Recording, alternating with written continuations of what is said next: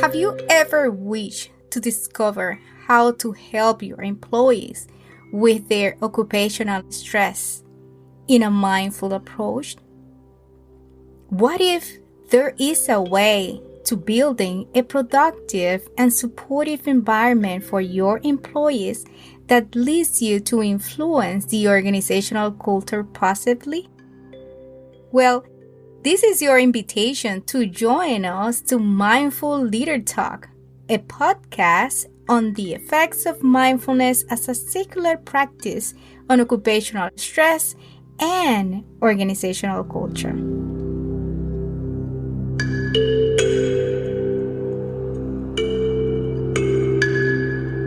The information presented in this podcast is general. It is intended for educational and entertainment purposes only. It should be never used to diagnose, prescribe medical or psychological conditions, or replace a physician.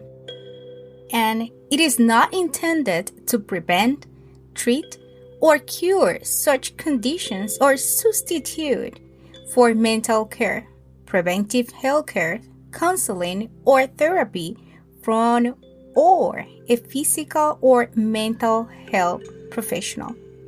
Thank you for listening and blessings.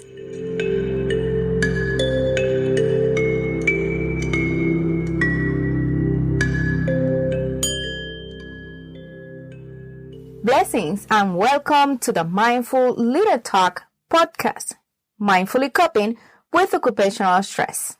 I am Maria Baez, an organizational leadership psychologist, consultant, trainer, coach, and a full-time magician.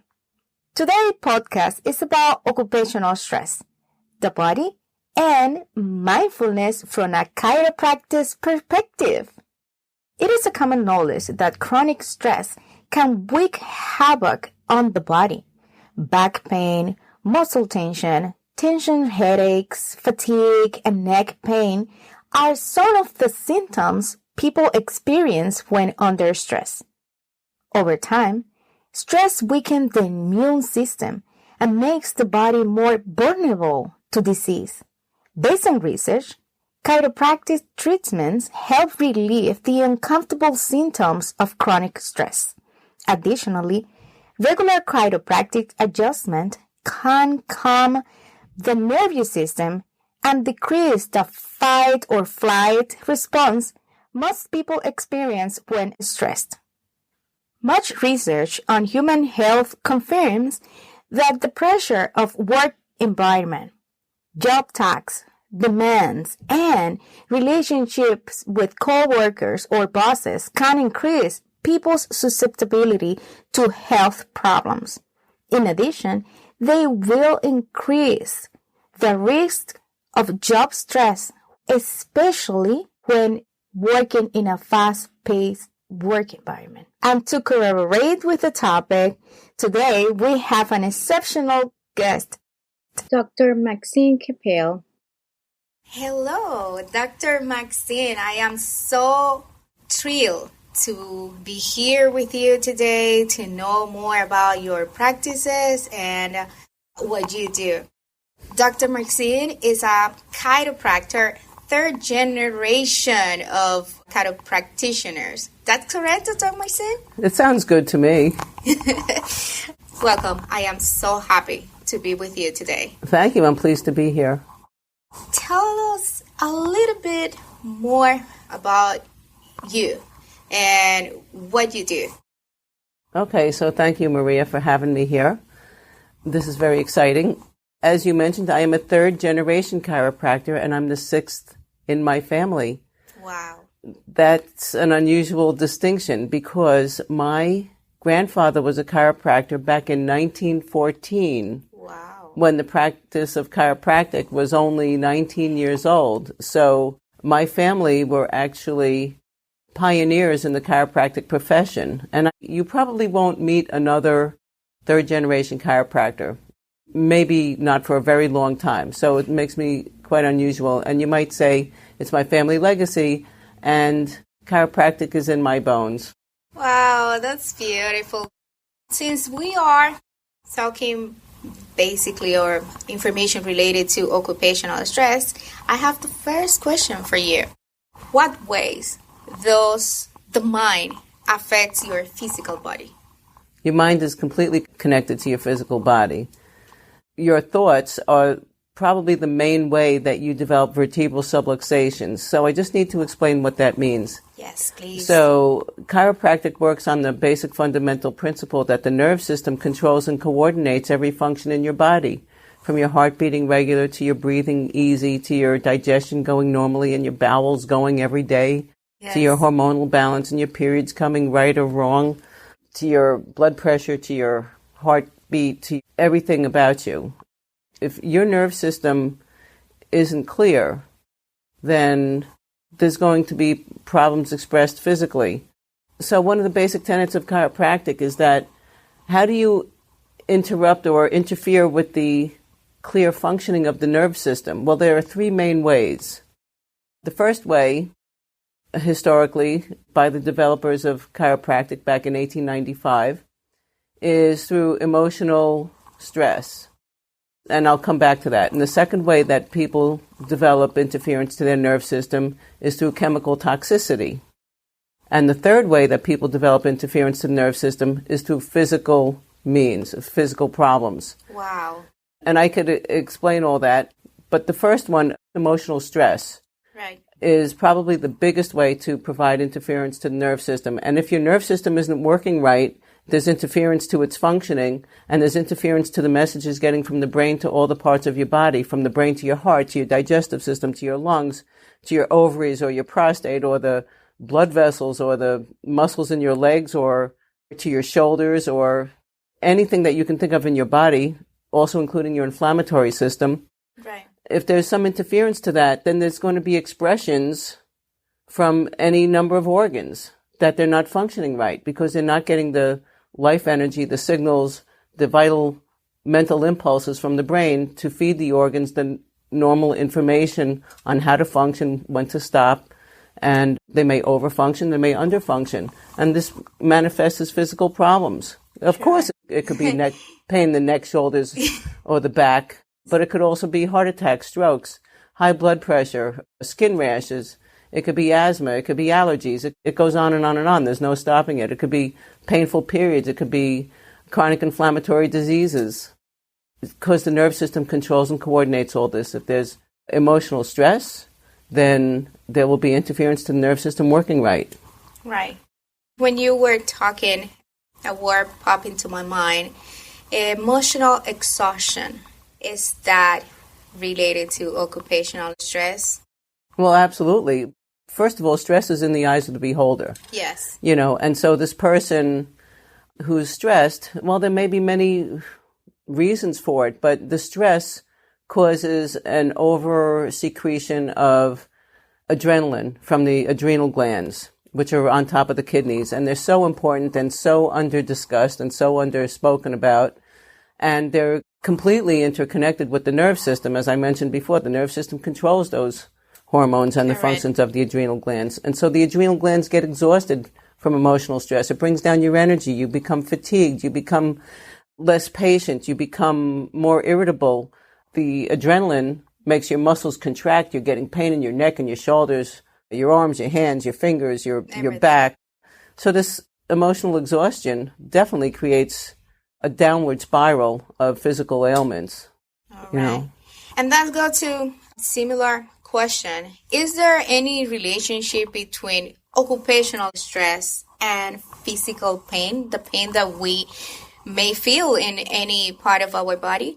Absolutely. And as long as we're talking about occupational, this past pandemic, well, I'm calling it in the past tense because I'm hoping it's in the past tense. Okay. But we have been extremely busy in our chiropractic and laser practice. I didn't mention that we have this amazing, high-tech, state-of-the-art, cutting-edge, multiple wavelength, lock system, fully robotic, amazing laser, which gets rid of pain, gets rid of inflammation, improves circulation, clears swelling, and the long-lasting part is that it stimulates the cells to have more rapid healing and repair of damaged tissues, and that's yours for the long run. Anyways, in our chiropractic and laser practice during this pandemic, we have been deluged with people who are feeling the effects of occupational stress. So these are people who are trapped at home working on their computers. Instead of going to the workplace, they're not even getting out of their house, so they're emotionally depleted. Yes. And some of them have children at home, which is probably the worst combination, right? Yes. Family stress. Family stress, right. So there's the emotional stuff, but they're sitting at makeshift workstations where they don't have proper chairs. They don't have proper height of the computer. They're working on laptops instead of desktops. So when you're working on a laptop, your neck is craned down, you're straining your neck. And they don't necessarily get up. Well, maybe those who are making frequent trips to the refrigerator were getting up. Exactly. But this is another problem that many people working at home gained weight. Yeah. So that adds more stress to the joints and muscle system, of course. But we had tons of, probably 60% of our flow during pandemic has been educators. And one teacher said to me, "Oh, you'd scream if you saw how I am. I have 3 screens in front of me teaching my class. And so I have to lean over all the way this way." And she's toppling out of her chair. And she spends hours like that and then goes back this way. And yeah, it's hair raising for me. So occupational stress makes physical pain. And they got pain in their neck, shoulders, arms, hands, fingers, their back, their tingling in their feet, their headaches. Everywhere. Yeah. Yes. How does a physical pain may interfere on occupational stress? That's a big question. If you have physical pain, how does that impact your relationships with work? Yes. And how does that impact your productivity? Are you more productive if you are trying to focus on your work with a headache than if you don't have a headache? Great questions. If you're in pain, are you able to sit long enough to focus and concentrate? Impossible. No. If you're in physical pain, can you sit long enough so that your legs aren't going to sleep and your back hurting you and your wrist hurting you? Occupational stress can create tremendous physical pain and vice versa. If you're in pain, then you're not as productive and you're not as nice person. You may go home and strike out at your kids and be impatient with people and short-tempered with your husband or your spouse, I should say. Yes. We have to be PC about everything, right? So. Yes, that's truly correct. What are the most common pain conditions that you have treated at your clinic that it's related to occupational stress? The most common, number one reason why people go to chiropractors is for low back pain and neck pain and pinched nerves. Right. But that's because most people pretty much know that chiropractors fix that stuff, and that's why God invented chiropractors. But what they don't know is that chiropractic is about freeing the nerve system from interference so that all the body systems can work right. So their constipation gets better and their asthma gets better. Their inflammatory response is more normalized. Their blood pressure is better. They have fewer headaches.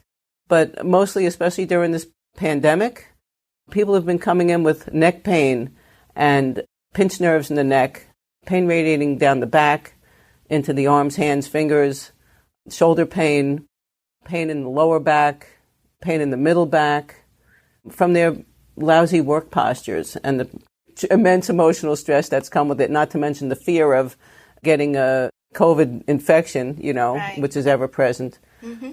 But we have lots of organic problems as well. All right.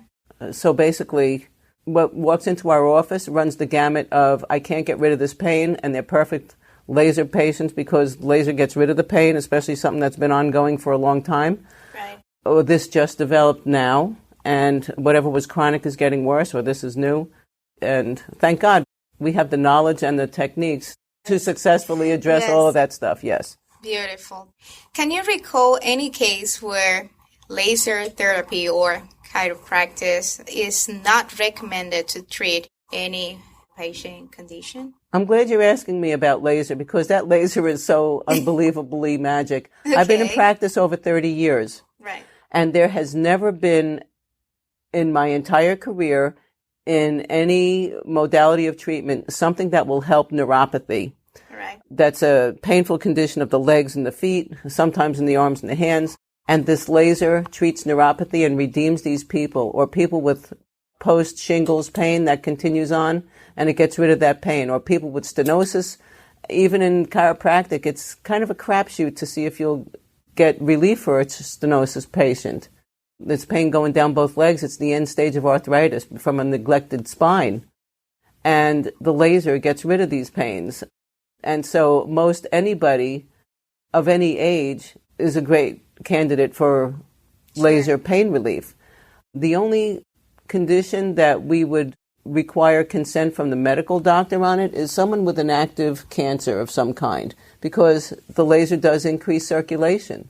Sure. And we want to educate the oncologist, the one who's working with the patient with the cancer, sure. Let them know the effects of the laser, because most people don't even know much about the laser, and get their consent to treat or not treat. But other than that, anybody with pain is a great candidate.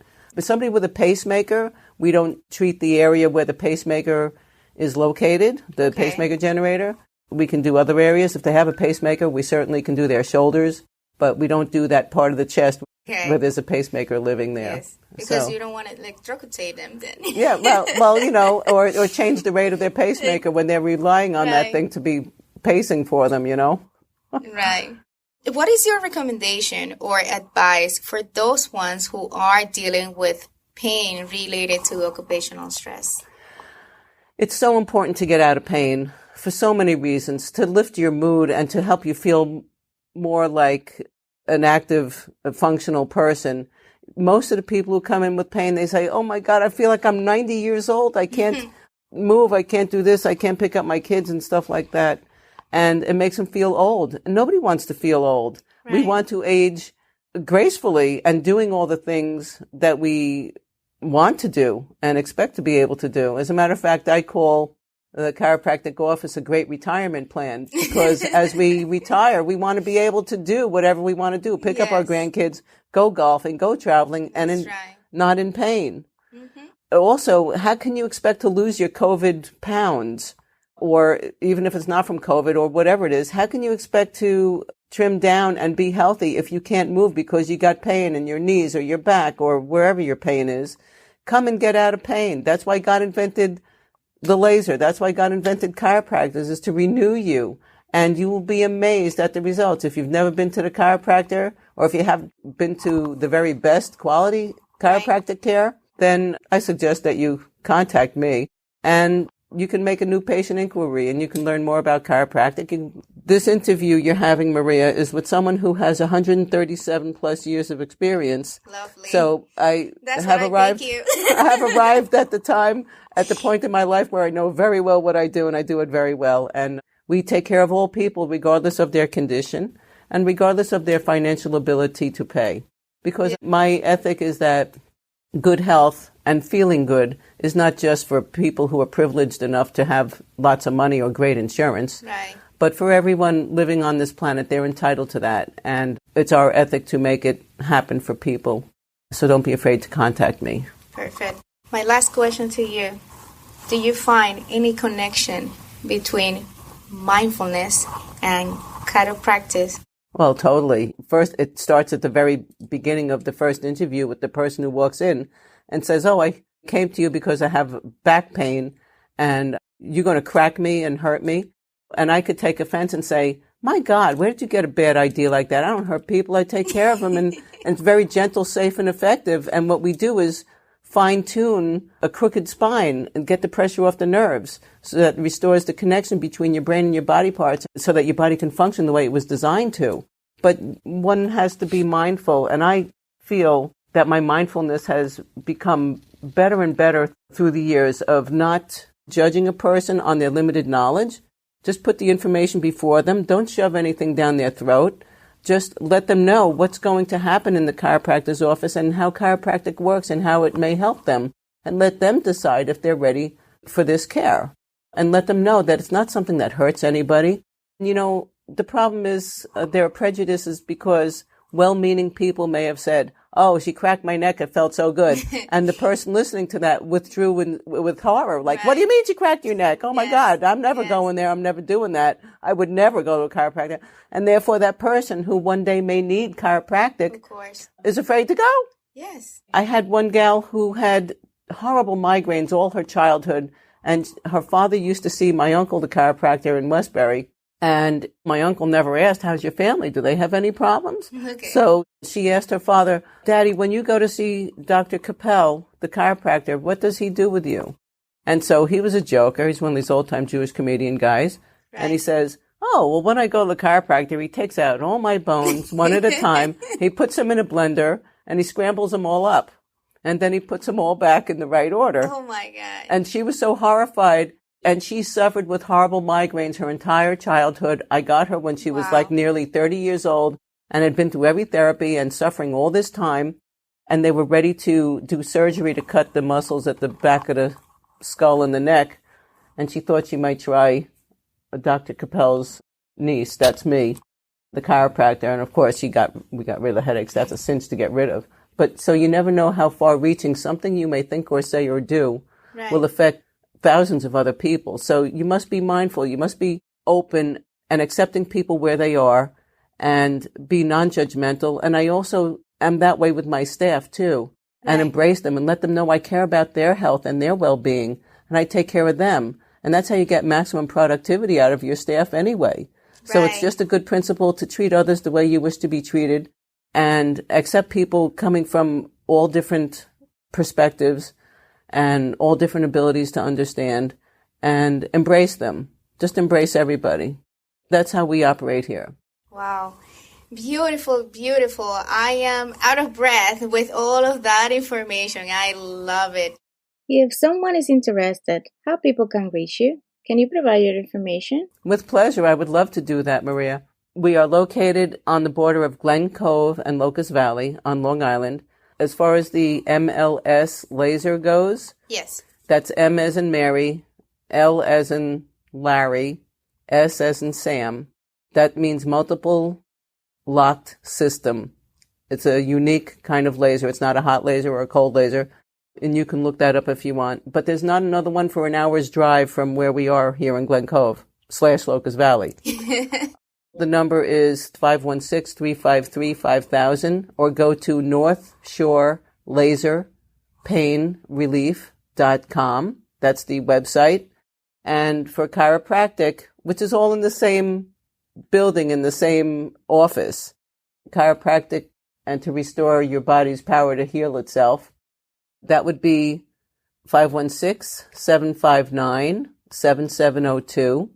And my full name is Maxine Capel Mayreis. That's CAPPELMAYREIS. And the website is Dr. Max, MAX.net. So I'll give you my cell number, 516-528-5955. Invite all people to call me. I'm just a regular person with magic hands and magic therapies here. Yes, we all are magicians, actually. That's right. And so I invite you to text me. Got any questions? I would love to speak with you. Thank you. Thank you so very much for this wonderful interview. You guys know, get rid of the pain. Thank you. Thank you so much for having me, Maria. You're a doll. This is pretty much it for this episode. Thank you for listening. And stay tuned for the next topic in 2 weeks. How to uncover habits to cope with occupational stress successfully.